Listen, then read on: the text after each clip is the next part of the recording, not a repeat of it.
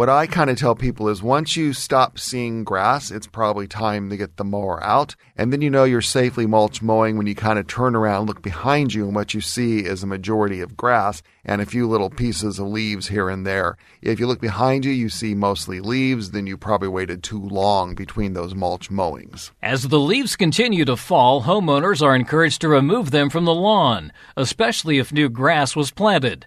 Leaf removal, though, is just one of the many tasks that homeowners and gardeners should be tackling over the next 30 to 45 days. On today's Sound Living, fall and winter lawn and garden preparations. Sound Living is a weekly public affairs program produced by Research and Extension at Kansas State University. I'm Jeff Wichman. Johnson County Extension Horticulture Agent Dennis Patton says that fallen leaves are not toxic to the grass and have little, if any, nutrient value. However, he says once leaves are composted or break down naturally, they are an excellent source of organic matter for soil. Dennis, the leaves are falling and it looks like it's going to continue for several more weeks. What are some things we need to keep in mind in terms of getting those leaves off the lawn? You know, when you think about leaves, most people think about them being trash. But actually, if you really kind of look at them as being a treasure, it gives you a whole another way to think about them. But you're right. On the lawn themselves, if they pile up over winter, they're going to suffocate out the lawn. They're going to exclude the sunlight, and then you're going to have thin, dead areas come spring. So one way or another, you need to get those leaves up off the grass itself so you'll have a healthy lawn come next spring. So what are some of the options then? Well, you know, the traditional way to do that is get out the leaf rake and do a lot of hand work. But I actually like mulch mowing. So what happens is after you get just a thin layer of leaves on the lawn, not 6-8 inches, but just a thin layer, just a light covering, is take the bagger off your mower and mow over the leaves. And then the mower will chop and shred those leaves, and then they'll filter back to the soil surface. And research out of other institutions, extension like Michigan State, has found that you can probably mulch mow safely up to 6 to 8 inches of leaves back into the turf. Now that's multiple mowings, not one mowing. Then that just chops, shreds the leaves, and then they naturally break down, compost at the soil level, and release a little bit of nutrient organic matter back to the soil itself. What I kind of tell people is once you stop seeing grass, it's probably time to get the mower out. And then you know you're safely mulch mowing when you kind of turn around, look behind you, and what you see is a majority of grass and a few little pieces of leaves here and there. If you look behind you, you see mostly leaves, then you probably waited too long between those mulch mowings. Let's say you let too many leaves fall and you can't use the mulch mowing. So what I do the first time is I'll take the bagger off the mower and I'll just kind of mow helter-skelter through the lawn and let the mower chop. Then the second time I'll put the bagger back on and then pick up the leaves. Because if you have the bagger on the first time on most mowers, it doesn't chop the leaves, it just sucks them in whole, and you end up with this bulk. So if you let the mower chop them the first time, and some filter through, then put that bagging attachment back on, go through the second time, you'll probably cut the amount of volume you have in half, maybe even 3/4. Then you have just little thin shards of leaves, which are a lot easier to use in the compost pile, use as a mulch around your landscape plants. I like to hold them till next year and then use them to mulch my vegetable garden. So I kind of put them in my compost pile, but I'm not really thinking about making compost out of them. You mentioned composting, and it's something that we can add to the compost pile. We can also use it in the garden. How much can we actually use, though? You know, that's a great question. You know, at the very start I said you got to consider leaves. Most people think of them as trash, but if you think of them as treasure, they've got a lot of other uses. Composting is one, because once those break down, then you've got really that rich organic material that's going to help our clay soils. Other options you can do with those leaves is if you've got some shrub areas, under tree shrubs around where you normally put wood mulch down, you can use leaf mulch as that. Or you can just hold them, like I said earlier. I kind of like to put my leaves in my compost bin, and if I make compost over the winter, I do. If I don't, I don't. And then I mulch around my tomato plants, my pepper plants, my vegetable gardens next year. Or you can also work them in as a soil amendment as the whole and let them compost in ground over winter. And usually you can probably compost in the ground 3 to 4 inches of shredded leaves. And that's about the same layer you'd use as a mulch layer, whether it's around the tree shrubs or your vegetable garden, probably around 3 to 4 inches of leaves. So really that mass of leaves, once you chip and shred them, doesn't go as far as you would really think they would. Now, if you've got that really heavily tree neighborhood, big old oak trees or sycamore trees with a lot of large leaves, that's going to go a lot farther than those little fine leaves coming off an elm, a honey locust tree, or something like that. Not all leaves are created equal, kind of like a lot of things. Some are coarse, some break down, some shred, some compact more. It just kind of depends on the tree they're coming from. The nice thing about using the leaves in the vegetable garden is they're all organic. So by the end of the season, they're pretty much broken down into organic matter naturally. They can be turned over, and that next year's layer of leaves can be added. It's just kind of a continual renewal process. I don't like to put anything in a vegetable garden that's going to be woody, that's going to last more than a season, because once that gets into the soil, it can start tying up the nitrogen and give us some problems with growth the following year. That's why those leaves are ideal, I think, in a vegetable garden. They look pretty nice, too. And what should we be doing in the garden right now? I know there's probably still some produce out there, but what can we be thinking about? I think at this time of year, I think the cleanup is one thing. A lot of parts of Kansas have already had their first frost. The tomatoes have been killed. The peppers have been killed. So cleanup is always most important, because there are some diseases that overwinter on that old debris. Getting all those old tomato vine peppers out of there, pretty much everything. Also, any weeds that you have in the garden, get those out of there, because they're just going to be loaded with seeds. Then you can also spade or till the soil. And I really recommend people that love the vegetable garden do their tillage in the fall, because a lot of times in Kansas, come spring, we have wet weather. You can't get in there and work. It delays planting. So I like to do just what I call a rough till. So go in there, depending on the size of the garden. Mine's fairly small. I hand spade it, but I just leave it really kind of chunky. And then over the freezing and thawing of winter, all I have to do come March, April, hit it with a rake, and I'm ready to plant. And then you don't have to worry as much about those wet soils, because you've already done your major tillage. You can also work those leaves into the garden so you're ready to go next spring. And the good thing is, if you're doing that tilling, you can also put some in a bag and get it off for a soil test. Actually, that's a great idea, because I know we get bombarded with soil tests in the spring, and then people get a little impatient. They expect to get the results back in a day or two, and it takes, a couple weeks to get the results back. So the nice thing about soil testing through any K-State Extension office is that you'll have those results come spring when you're ready to plant, or if there's a pH change, you need to add some lime or some sulfur to the soil to change that pH. You can do it this fall, and then you have all winter for that change to start taking place, because you can work it in, incorporating the soil. So yeah, soil testing is easy to do. You need basically a cup of soil brought into your local extension office. We zip it off to K-State. They do all the analysis, and then we email you back the results, and you're good to go for the next 3 to 5 years. And is this from different locations throughout the garden? Right. The bigger the garden, the more random samples you want to take. So for an average size garden, half a dozen to maybe a larger,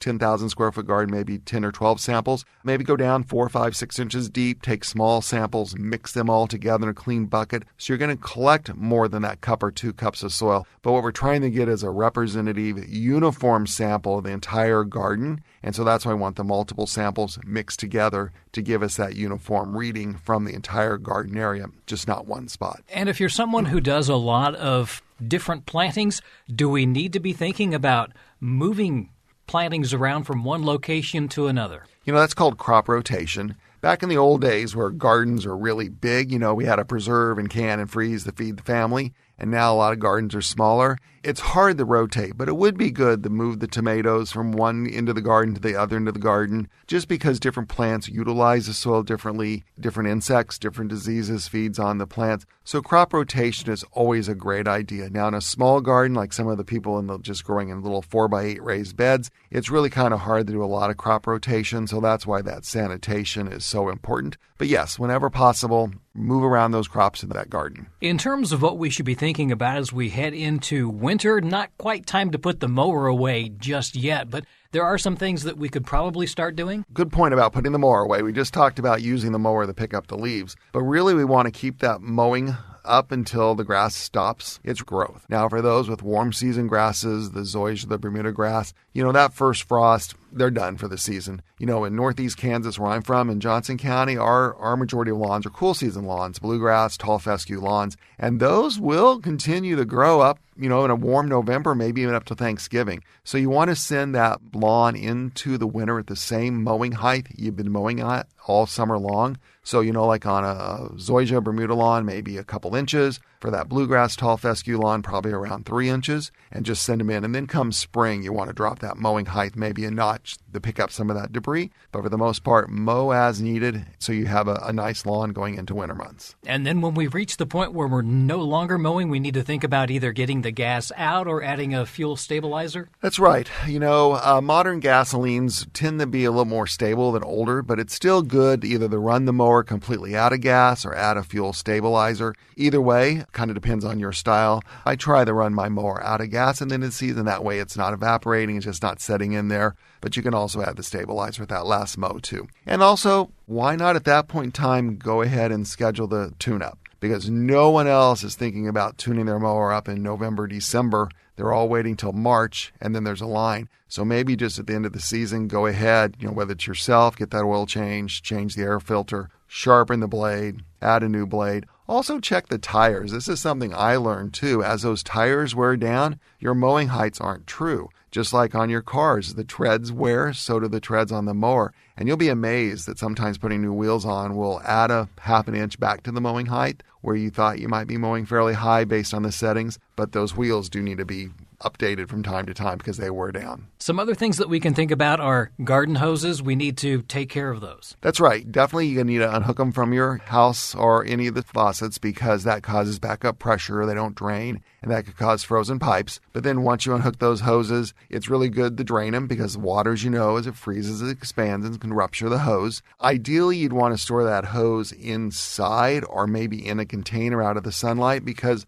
they're plastic and sunlight's going to deteriorate those hoses. So drain them, roll them up, put them out of the sunny location, or I like to just tie them up with some twine or something and just hang them in the garage, and then they're ready to go for winter because a good hose is an expensive investment, and you want to make sure you treat it with kindness. We want to make sure the trees are also ready for winter. They need to be well watered. That's a great point. Before you put those hoses away, you want to make sure everything's got good soil moisture. Now, I think the word drought has not been mentioned much during 2019, but we never know when that's going to turn around. And so, yeah, if you've got some of those trees, especially anything young just planted this year, evergreens that are really young, you might want to give them that extra drink of water before you put those hoses away for the winter. And in most Kansas winters, if we get some snowfall, we get some rain, we probably won't need supplemental moisture. But if we get one of those dry, freezing, thawing winters without a lot of precipitation, then you maybe want to check that soil come January, February, and maybe give those trees a drink of water on a warm day when the soil's not frozen. Most people probably brought those sensitive plants indoors for the winter.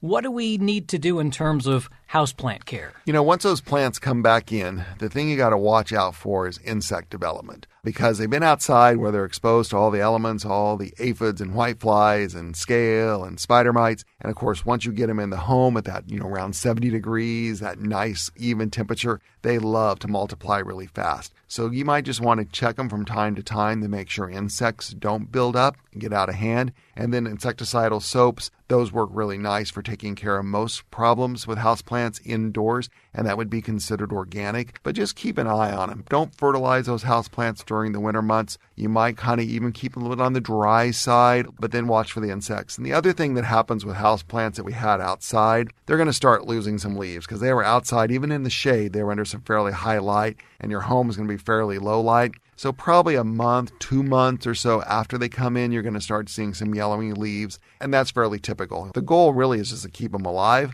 and then give them a haircut, give them a trim when you put them back out next May, and they'll get bushy, grow all over again, and kind of start the process all over. So it's more about just keeping alive during the winter months, maybe not promoting growth. You have a lot of publications. Extension has a lot of publications. How can people find those? What I tell people to do is just Google. And what I like to do is to get people honing in. So just don't Google mowing the lawn. Maybe put mowing the lawn Kansas Extension. And that'll get our extension publications sorted out of the Google maze, and you'll get local information. So you could also put your county in there too. I know in Johnson County we have a lot of publications, fact sheets we wrote in-house. So you could also get us down to the point like one we've got that a lot of people love is on hydrangeas. So hydrangeas, Kansas Extension, Johnson County. So just refine your search, and that'll a lot of times help you find those publications. Or you can just go on the KSRE website and go to publications and you get all the horticulture publications, and there's a lot of great information there for people to find. That's Johnson County K-State Research and Extension Horticulture Agent Dennis Patton. Again, for answers to your lawn and garden questions, contact the nearest county or district extension office, visit the extension website, ksre.ksu.edu, or conduct an online search adding keywords such as K-State and Extension. Sound Living is a weekly public affairs program produced by Research and Extension at Kansas State University. I'm Jeff Wichman, and this is the K-State Radio Network.